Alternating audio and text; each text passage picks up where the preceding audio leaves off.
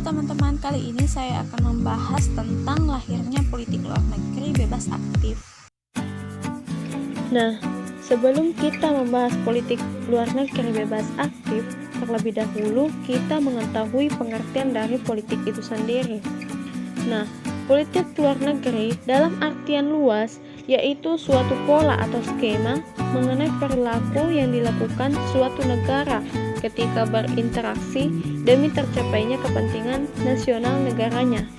Sedangkan dalam artian sempit adalah suatu strategi yang dilakukan suatu negara ketika bekerja sama dengan negara lain sehingga kepentingan nasional negaranya tercapai, baik diungkapkan dengan cara dibungkam ataupun tertutup.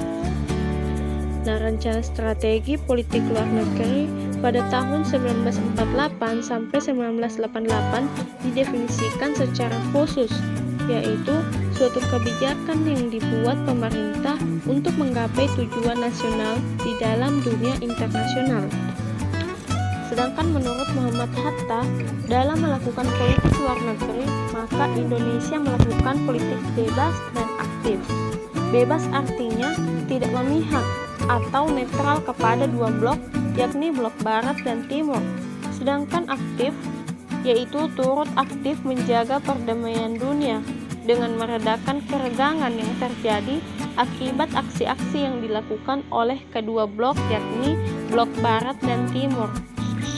Kenetralan bangsa Indonesia oleh kedua kubu itu didukung oleh Pancasila sebagai dasar negara dan Undang-Undang Dasar 1945 sebagai konstitusi negara Indonesia. Nah, pada tahun 1960, Presiden Soekarno menyampaikan kembali bahwa Indonesia menganut politik luar negeri bebas aktif.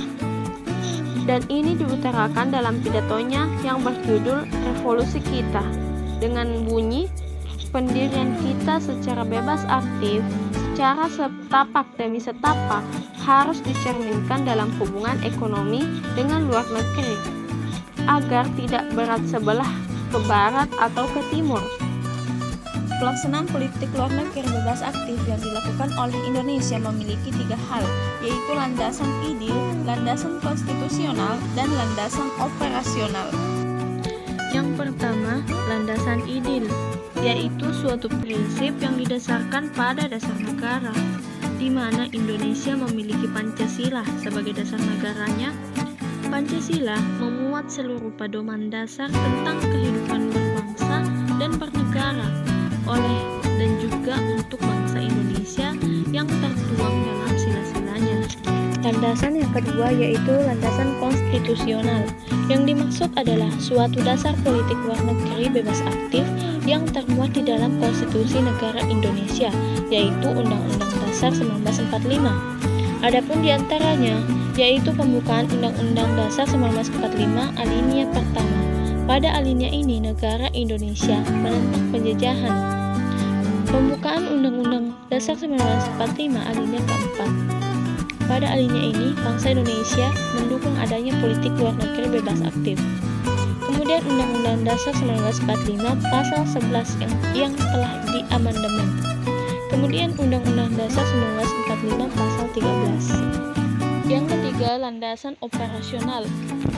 Di antaranya Undang-Undang Nomor 37 Tahun 1999 tentang Hubungan Luar Negeri, Ketetapan MPR, GBHN atau garis-garis besar haluan negara. Tapi setelah dilakukannya amandemen terhadap Undang-Undang 1945, GBHN tidak berlaku lagi karena Presiden tidak bertanggung jawab bagi MPR melainkan konstitusi demi kedaulatan rakyat, kebijakan Presiden dan kebijakan Menteri Luar Negeri. Demikianlah proses lahirnya politik luar negeri bebas aktif di Indonesia.